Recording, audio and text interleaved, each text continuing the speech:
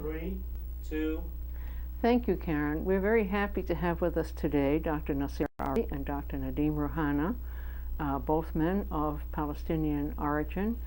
Our program today is related to the 50th anniversary of the dispossession of Palestinians on the formation of the State of Israel. Can you address the question, what lessons have Palestinians learned in these 50 years? Naseer? Well, I think that perhaps the most important lesson that the Palestinians have learned, and I hope that it has been learned, is that you really cannot depend upon the world community. You cannot depend on the Arab governments, and you also cannot depend on traditional leadership. So you have actually three things here.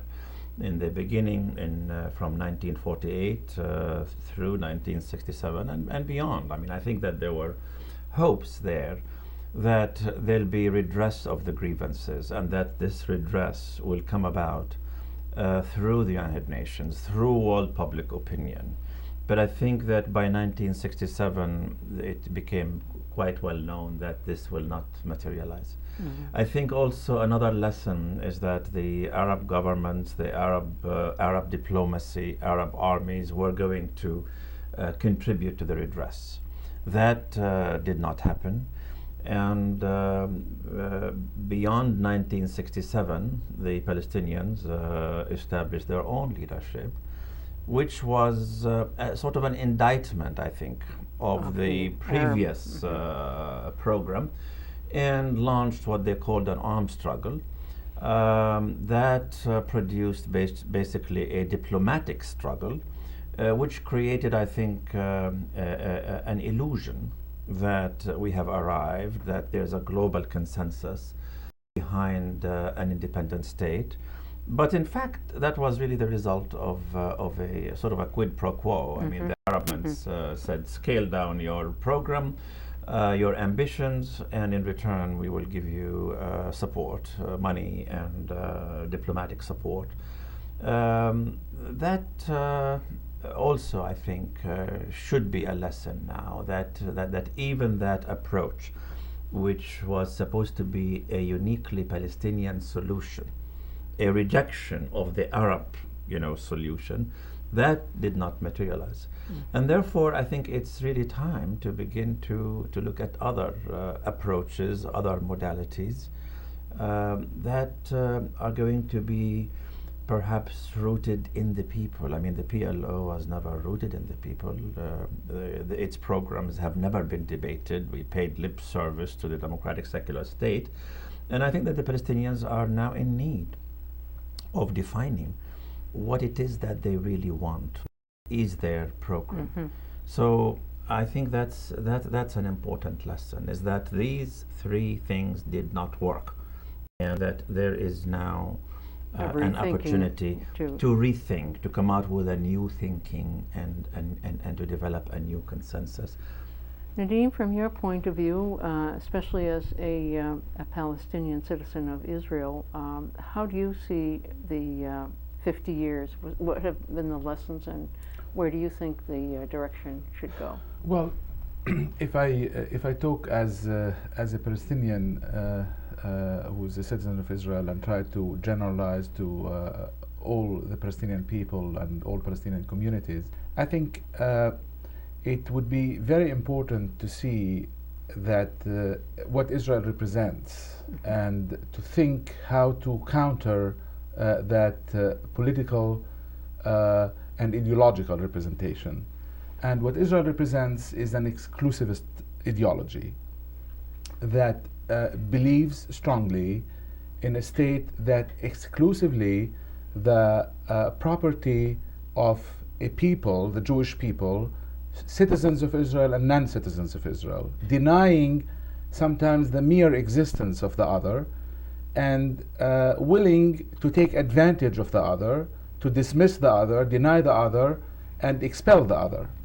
And I think if there's anything to be learned from that, is that Palestinians would have, 50 years after the disaster, to come up with a with a universalistic view that can counter Zionism. But at the same time, to counter Zionism, you have to avoid mirroring Zionism. We have to think of a universalistic view that would be both would counter Zionism and would be opposite to Zionism, in the sense that it would be based on equality, on the human value of every person, on the equality of self and other, of inclusiveness, and of reciprocity. And I think that means that the whole idea of Palestine would have to be redefined. Yes, go ahead. In a way that it would take into consideration the Palestinian people and the other, and that means the Israelis who are in Palestine, but certainly on equal basis in all of the area of Palestine. That means Israel, the West Bank, and Gaza. The whole Palestinian people inside Palestine and outside Palestine, and the Israelis who are Israeli there. Jewish community who are there.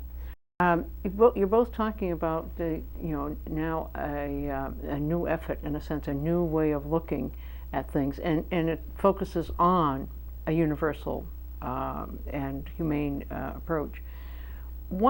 How do you begin to deal with that? How do you begin to see Palestinians organizing around that? What would be some stumbling blocks for Palestinians to work towards something called a democratic binational state? This is what I think you're getting at. How would they? Well, I think that the obstacles are tremendous. There's no question about it. I think that if the Palestinians were to redefine Palestine, as Nadim is saying, and I think that's what we need to do, really, then they would have to begin to re-examine their consensus, which prevailed from 1973, I would say, officially 1974 with the Rabat Conference, until just about Oslo, 1993. It is clear that the two-state solution is at its end. I mean, I think that the pursuit of a Palestinian state, an independent Palestinian state, which was the consensus, is not getting anywhere. It's been precluded basically by physical realities. I mean, the physical realities of Oslo. Sometimes I wonder that the architects of Oslo have unwittingly brought this about by having precluded an independent state, and perhaps might force the Palestinians to go back to the idea of a democratic secular state or some sort of a binationalism. Now, what are the obstacles? I think that the obstacles are going to be the big actors in this whole scene. The United States would be would be opposed to this. Israel would, of course, be opposed to this. Arafat will be opposed to this. And I think that you have a lot of Palestinian actors, the components of the PLO, would also be opposed to it. Because they're benefiting from the present situation, or they're in power? Or well, I think that they seem to be politically paralyzed. I mean, at present. I mean, I think that they did not really expect that Arafat was going to pull it off in the way he did, starting in 1993 or 1994. They seem to be paralyzed, but I think that they have not rethought their programs, and therefore they continue to cling to the same thing, and that is a Palestinian state, even though it can't possibly happen. I mean, all one has to do is to look at the map, and you can see that you have dots on the map there that there is no contiguity, and it can be independent. In fact, I think that there is a binational state as a matter of fact. Let me turn to Nadim on that, and also if either one or both or comment on how the different Palestinian communities now under 3 different jurisdictions, those in Israel, those who are refugees outside of the area, as well as refugees within the West Bank and Gaza and within Israel itself, and those under occupation. So we have refugees, occupation, and citizens. How are they seeing this situation? And let's start first, though, with the notion that a binational state exists, but not equal. Well, actually, I think that the notion of binational state exists in Israel 67. Okay. But I'll talk about that in a second. But I think what's happening now is that the idea of Israel, the idea of a state that's exclusive for one people in an area that has two peoples, is putting, and the power that Israel has is throwing all Palestinian communities into a crisis that they have to redefine their political thinking. In short, the Palestinian community inside Israel 67, for example, it's clear to them more than any time ever that they cannot achieve equality as citizens within the state of Israel. So their relationship as a collective, as a Palestinian collective with Israel, is in a crisis, and they have to redefine that relationship with Israel. The Palestinians in the West Bank and Gaza, the Oslo agreements and the way they were implemented are making it also clear that a viable Palestinian state is impossible. As Naseer said, the reality is on the ground. The continuing expropriation of Arab land, the expanding settlements, the roads, and so on. It's clear that a viable Palestinian state is becoming, by the day, impossible. If not, I think it's almost completely impossible by now. The Palestinian communities in exile are also realizing that whatever an agreement would be reached based on the Oslo Accords would not give them the right to return, certainly not to their homes in Israel, and perhaps not to a Palestinian state.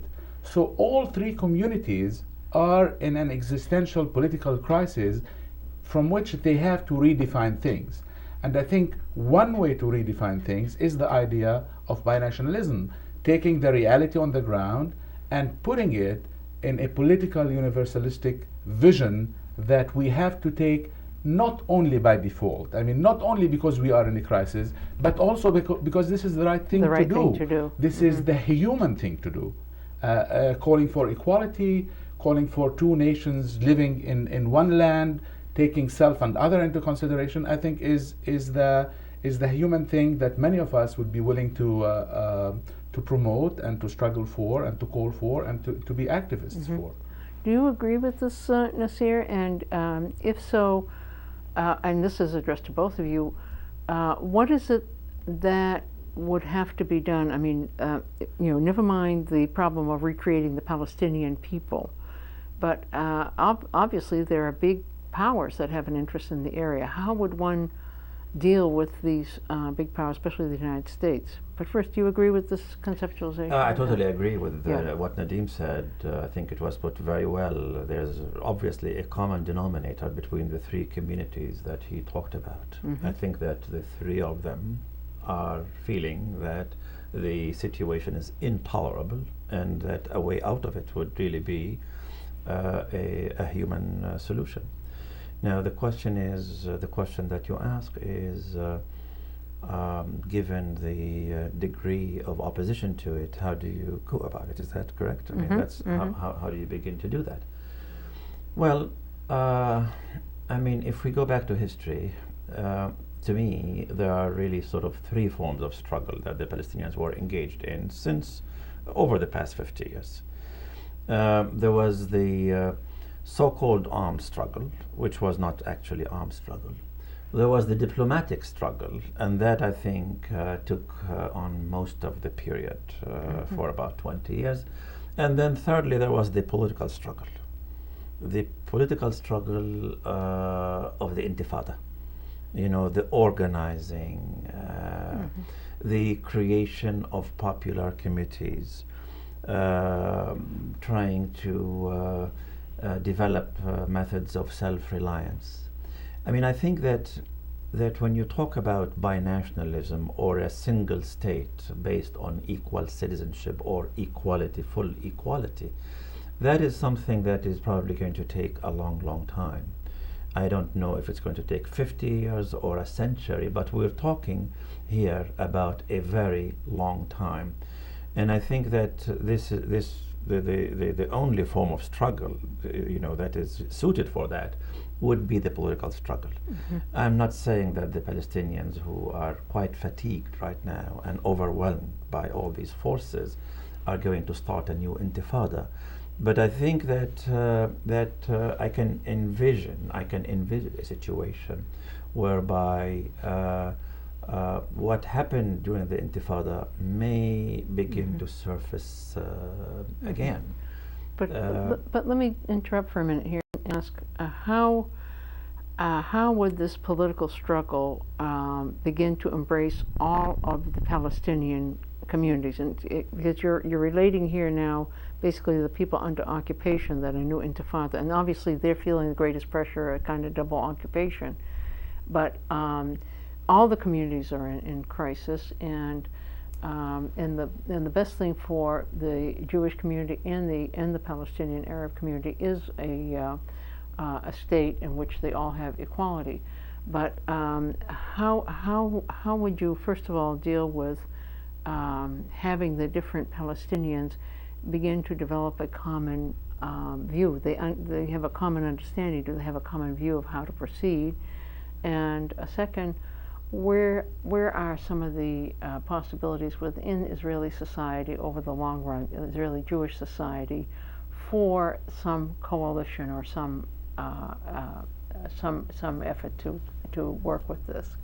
Nadeem, you want to? Yeah, well, I completely agree with Naseer about this is a long-range idea that has to be formulated, clarified, and presented, and a lot of education has to be done within the Palestinian communities and within the Israeli Jewish community in Israel. And if we continue on this road of Oslo as it's going now, we might find ourselves in 20 years, 30 years, or 50 years in a apartheid par excellence. What we have to prepare ourselves for is that apartheid might be happening in any case, but we have to present the alternative for us and for the Israelis at the same time. Which means planning now. Which means clarifying the idea. I mean, within the political struggle that Naseer mentioned, there would be the struggle of ideas too. And we have to be able to present, to formulate for ourselves what are these ideas, and to be able, with lots of confidence and humanity, take them to the Israelis and present it to the Israelis. Israeli society is not one bloc. Israeli society is by vast majority would support an exclusive Jewish state. However, there is some openness in Israeli societies, and the Israeli the way Israeli politics is being practiced now is bringing some people to think.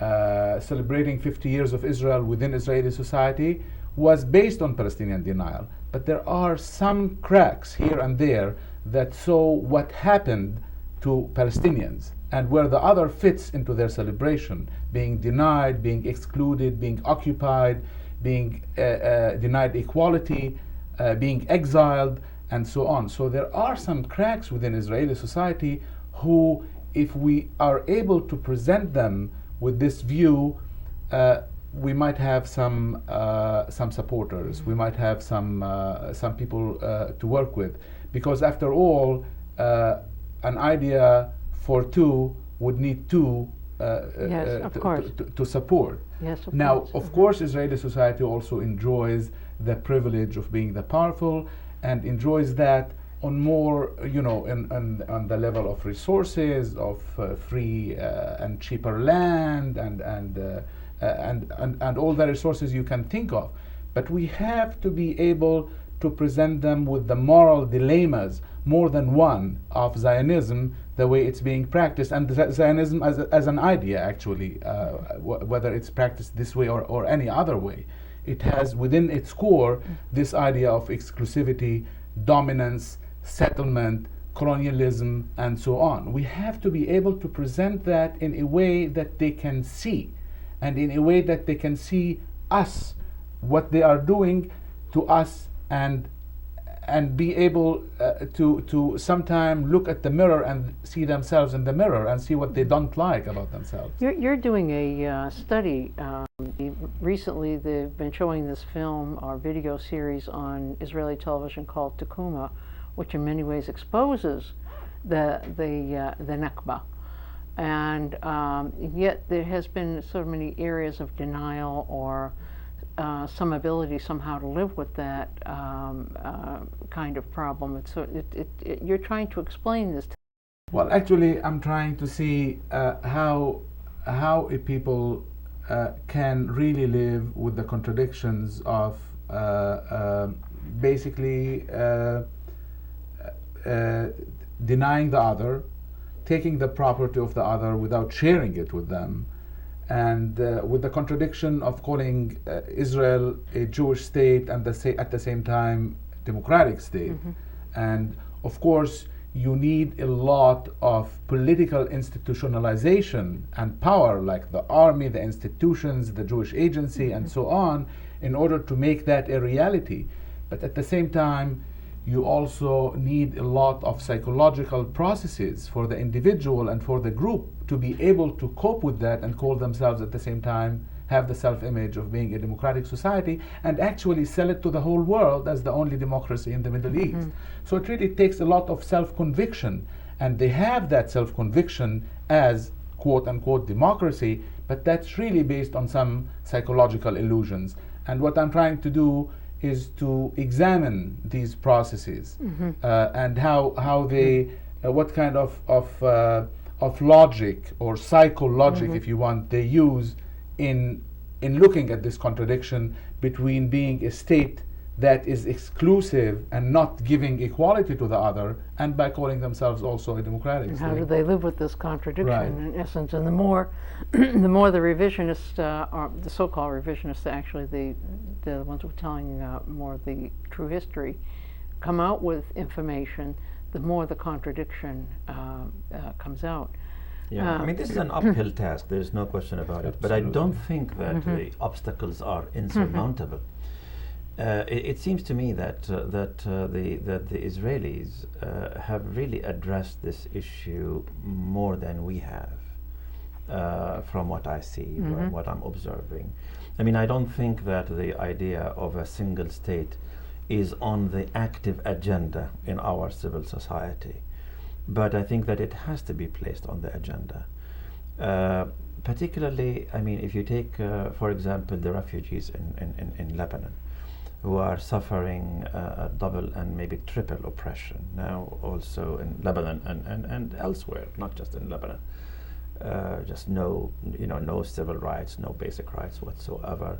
Knowing also that the right of return, in accordance with 194, is not going to materialize under UN General Assembly 194. Right, and therefore, something is needed to place on the agenda there a program. What is going to happen to the refugees? Mm-hmm. I mean, you have someone like Dori Gold, the Israeli ambassador from Connecticut to the United Nations, writing an article shortly after he was appointed to that post, talking about demographic security. Okay, I mean, demographic security means that the refugees are not going to go back. And so I think that you're going to have to see this issue being placed on the agenda for discussion. Mm-hmm. It hasn't yet taken place in the West Bank and Gaza. The atmosphere is repressive. I don't think that there's an open society there, but I think that the time will come when it is going to happen. And it seems to me that we cannot really approach the Israelis until we get our act together first. Yes. And we haven't done that. Mm-hmm. Now, they seem to be talking about it. I mean, in fact, I was amazed to see that the discussion seems to go all the way from the left to the right. I mean, here you have rabbis who are fundamentalists, and they are talking about a binational state, something that I read recently mm-hmm. in News from Within, Rabbi mm-hmm. Fruman, I guess. Yes. He said to him, the unity of the land is far more important mm-hmm. than loyalty to the state. Okay. At the same time, someone like Meron Benvenesti, the former deputy mayor, Jewish mayor of Jerusalem, he's talking about a binational state and saying that it does exist. But at the same time, you read through what he's saying, and he's talking about a binational state in Western Eretz Israel. So he uses the term Eretz Israel, which are sort of a loaded term, you know, and so on, and talking about Belgium as being his model, and so on. So what I want to say is that I think that it is going to have to come up in our discourse. It hasn't yet. And then you need to begin to, as Nadim said, to discuss it with the Israelis and to try to develop, areas of agreement and where we can converge and where we diverge and what has to be ironed out. If I please. may just say something about that, I think that the first mission is fight things for ourselves. That's right, and the idea of demographic security that Naseer mentioned is really essential in Israeli thinking. And it seems that the way things are going now are really motivated by the demographic security, which means that Palestinians will be given autonomy, self-control in the Palestinian populated areas, whatever percentage of the West Bank that could be, 30%, 35%, or 40%, and they can call it if they want. If they can call that self-control area a state, but it would lack the major characteristics of a state. But then how would Palestinians cope with that? And the thing is that the way things are going from the Israeli point of view, and the way the Palestinian leadership is coping with that, and the way the United States foreign policy is going, is that Pax Americana might be really be imposed in that direction. And the danger from the Palestinian point of view is that we might have some political elites on the West Bank and Gaza who want a state by any price. And then they will take that offer, they will call it a state, and they will run it. But it will be an apartheid system that we have to be preparing to counter from now. I mean, the kind of state that Rabin was probably willing to give. I think with the trappings and a state with the capital in Abu Dis, so to speak. Right. I mean, this is Jerusalem. certainly the state that Netanyahu is calling for. Is saying, well, I mean, he was trying to have some trial balloons by they can call it a state. I mean, the difference would be between Rabin and Netanyahu is that Rabin probably would have been willing to give more than what's being proposed now. Nadim, Naseer talked about the fact that Palestinians have not yet put the notion of a single state with binationalism, binational communities in it, on the agenda of Palestinians, but it is on the agenda of Palestinians in Israel, is it not? I mean, more so there than among the other communities? Well, to some extent. I mean, I think it wouldn't be surprising to have the idea of binationalism emerging from Palestinians in Israel and also from Palestinians in exile, because these are the two communities who would not be served by the idea of a Palestinian state the way it's being designed in a way, and these are the two communities who would find themselves in the most serious crisis, and for them the way out of it is binationalism in Palestine. Palestinians in Israel to some extent began talking about this a little more, but also because they have seen then within Israel itself, in actuality, in physical reality, in demography, the country is binational, but controlled by one national group. I mean, we have about 1 million Palestinian citizens in a year or two. That's about 18% of the population. And that is, by the definition of binationalism, will make Israel a binational state, like Sri Lanka is a binational state, and like many other states who have two nations. The difference is sometimes the difference of the percentage.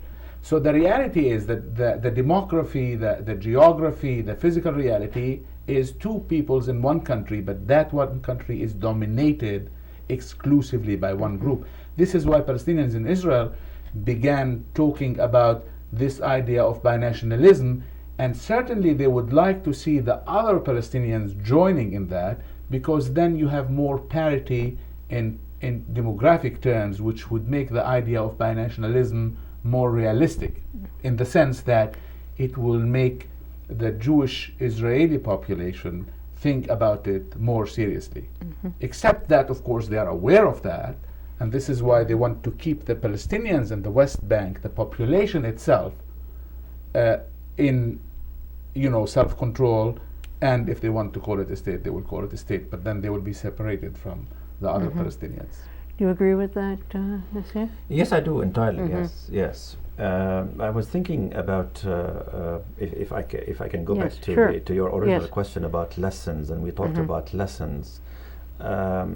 It seems to me that another lesson hasn't been mentioned, and that is after 50 years. I think that despite the horrendous attempts by Israel to deny that there's a Palestine, that there are Palestinians, these attempts to dispossess, to disperse, to disinstitutionalize, to de-skill, etc., etc. I mean, in the face of all these things that have been continuing unabated for 50 years, I think that what the Palestinians have shown is that they persisted, they stayed where they are, and they clung to their identity.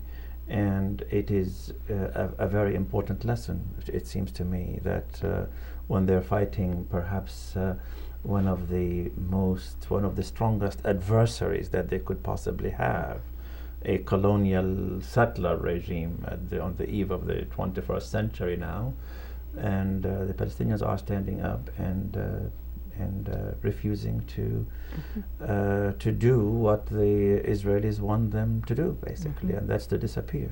And I think that's a very important lesson.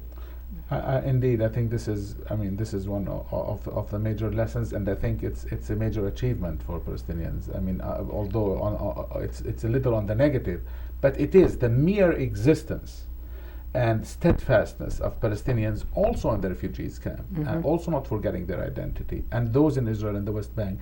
The mere existence faces an exclusivist ideology with very deep crisis. We have to push it a bit further, though. We have to define it on the positive, and bring the crisis to a political crisis that will require a political solution. There is a crisis that's going to emerge for Israeli Jews, and I think you've addressed this somewhat, Nadim, in that history of what happened 50 years ago is beginning to come out, and it's going to be more and more difficult for Israeli Jews to reconcile that kind of history of dispossession, expulsion, and actual use of terror to transform Palestine into Israel.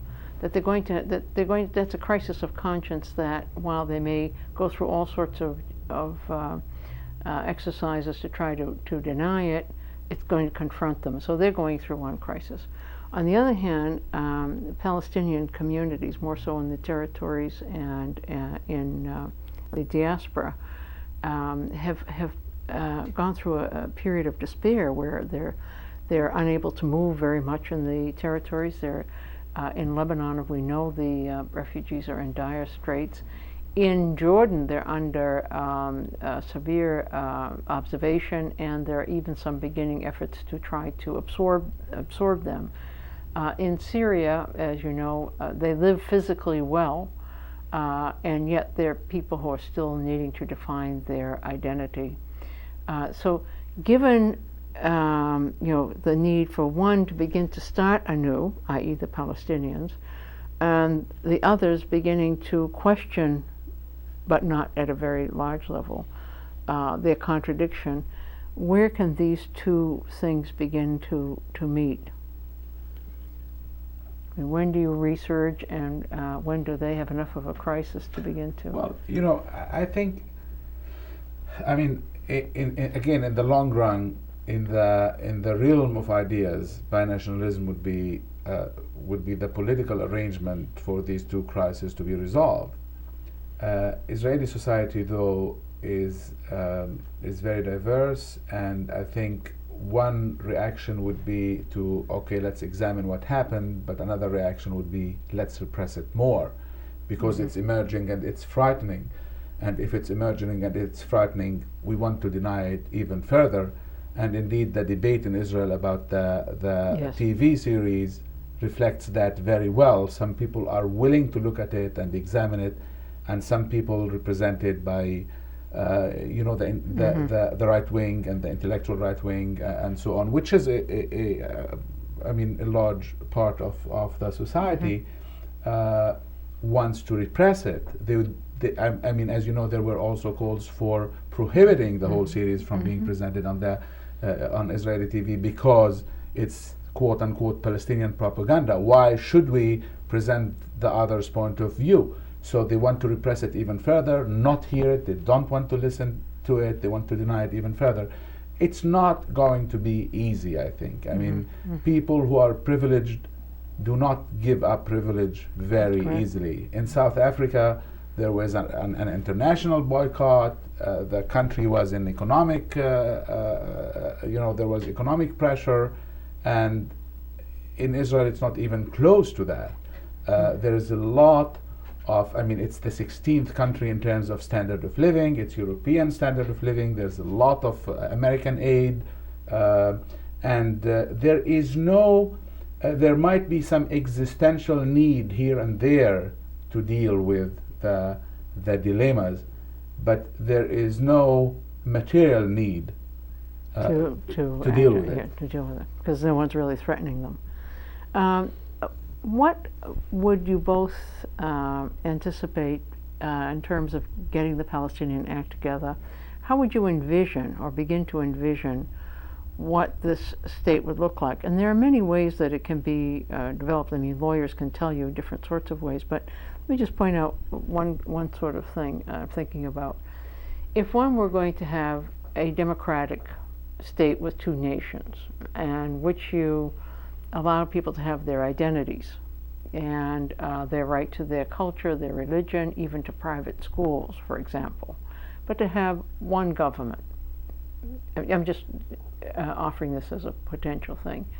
Problem there, it seems to me, would be how would you write would be dominant? Would it be a bilingual state?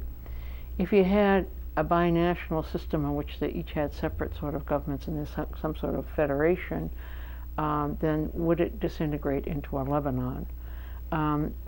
What are you both thinking in terms of what some of the outlines might be for the state? Well, I that think you want to sell to your Palestinian people. Well, I think at this point we can really talk at maybe a high level of generality.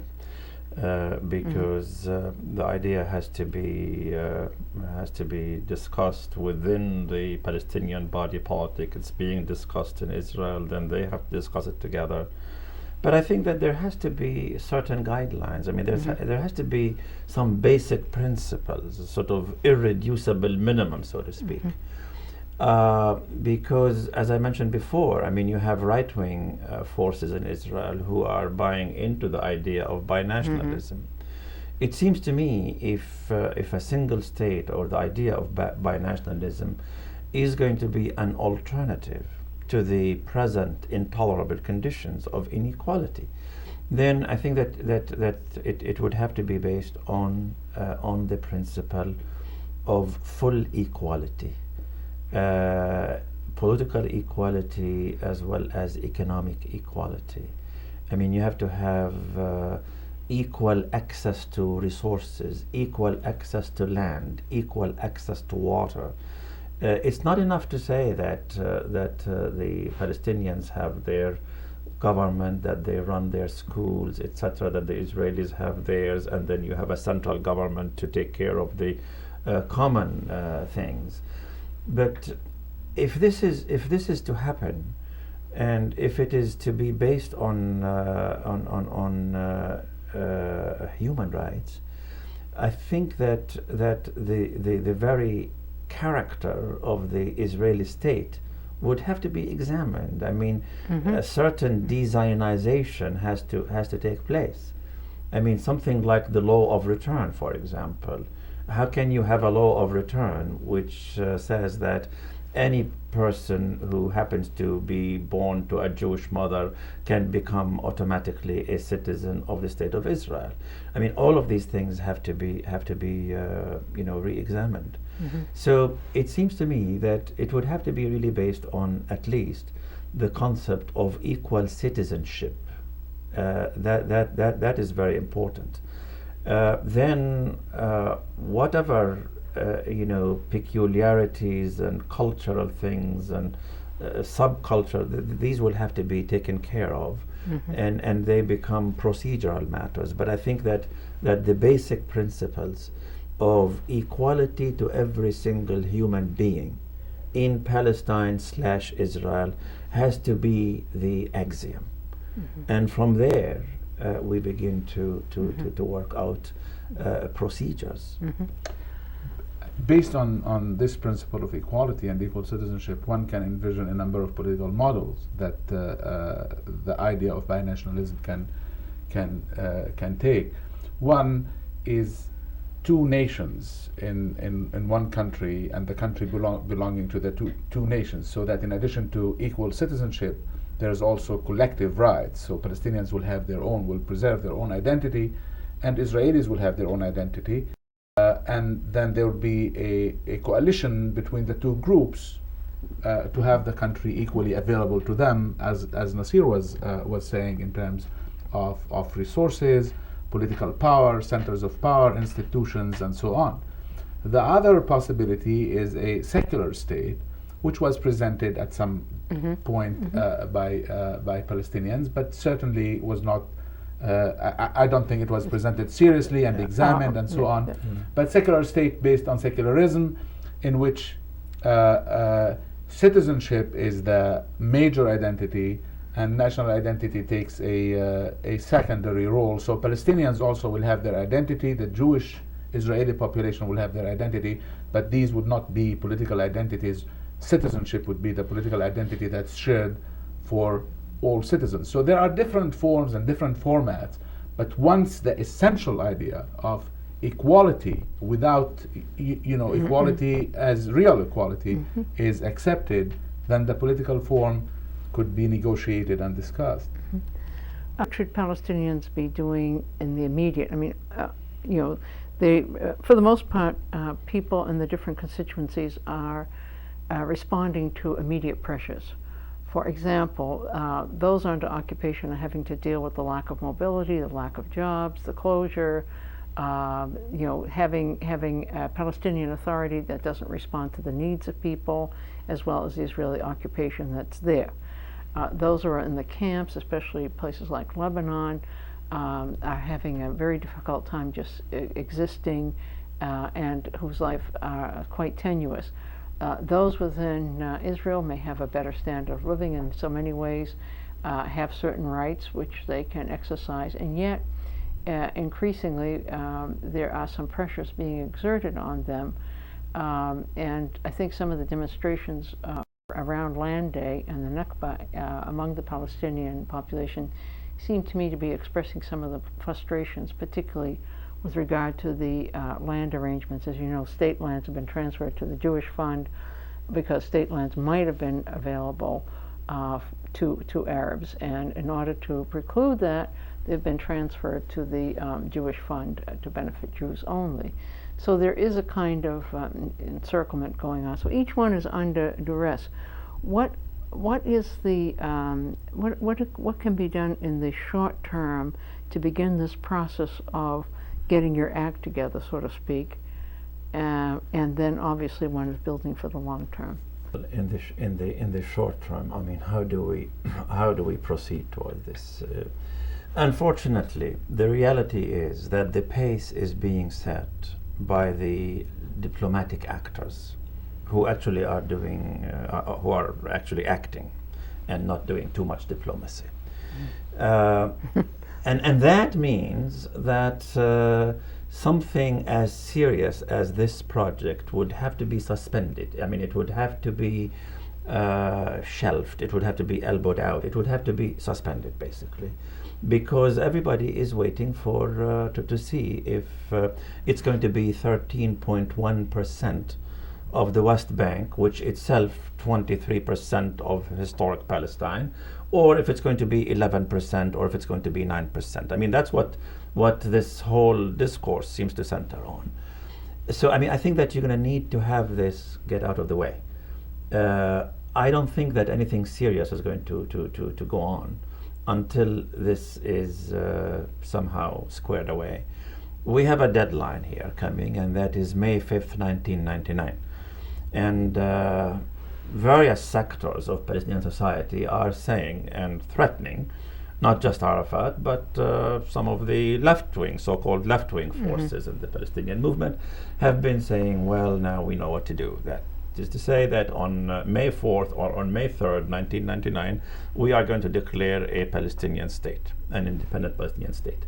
Unfortunately, these are the kind of things that an independent Palestinian state in all of Palestine, or in in the territories? In the territories, in the occupied territories, in accordance with the decision of the Palestine National Council that was taken in Algiers in 1988.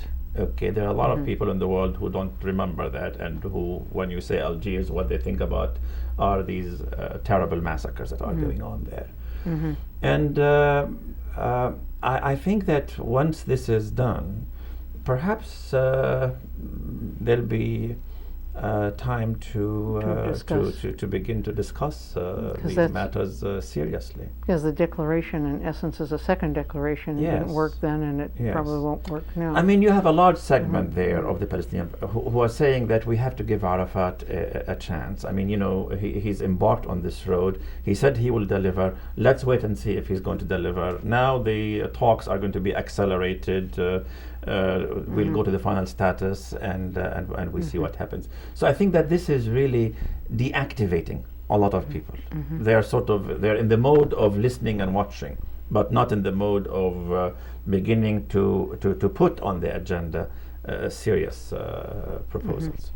In that sense, I think the current phase of the Israeli-Palestinian conflict has to come to some kind of Palestinians have to come to some kind of realization that this phase is over. And I think that date is certainly critical. But I think that Israel's reaction to that, I mean, Israel is prepared for that. And the Israeli reaction to a Palestinian declaration of independence would be fine.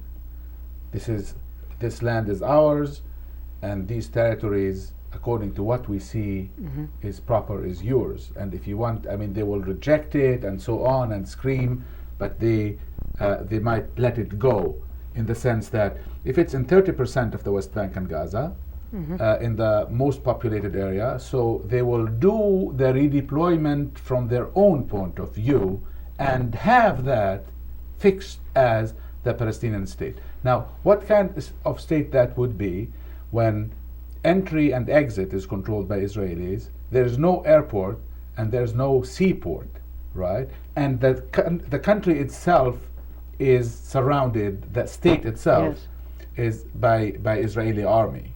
So, but that is the self-control. I mean, after all, the declaration of Palestinian independence from one side might play very well into the hands of a right-wing Israeli government, and might take things as the occasion to determine the final status issues negotiation by force.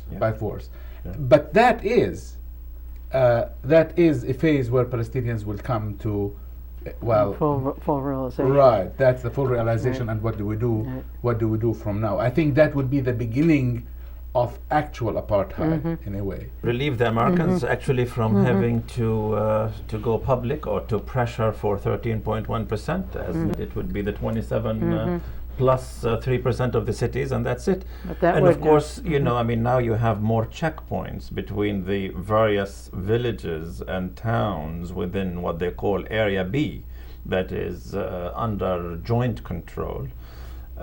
So it is more of a prison than it used to be before under the occupation. So that really does suit them very well. Right. The Israelis, it would suit them very well.